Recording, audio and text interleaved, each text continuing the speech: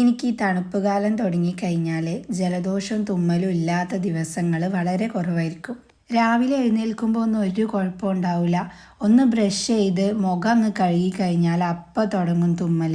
പിന്നെ നല്ല ചൂടുള്ള ഒരു ചായ അങ്ങ് കുടിച്ചാലാണ് അതൊന്ന് കുറയുക. ഇതിനിടയിൽ 2-3 ദിവസം മുന്നേ റൂമൊന്ന് ക്ലീൻ ചെയ്തതോടുകൂടി തീരുമാനമായി.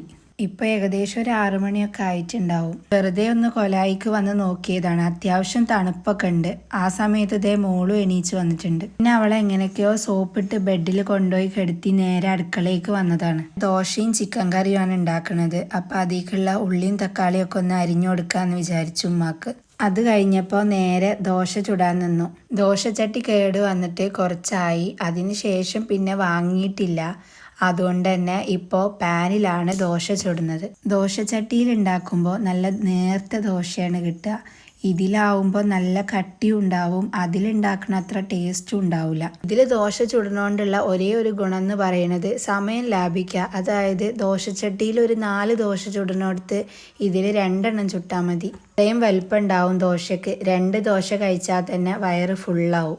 ദോശ ചുടൽ കഴിഞ്ഞപ്പോൾ ഞാൻ നേരെ വന്ന് ഒരു കപ്പ് ചായ കുടിച്ചു. അതിന് ശേഷം മോൾക്കും ദേ ചായയും കടിയും കൊടുക്കുകയാണ്.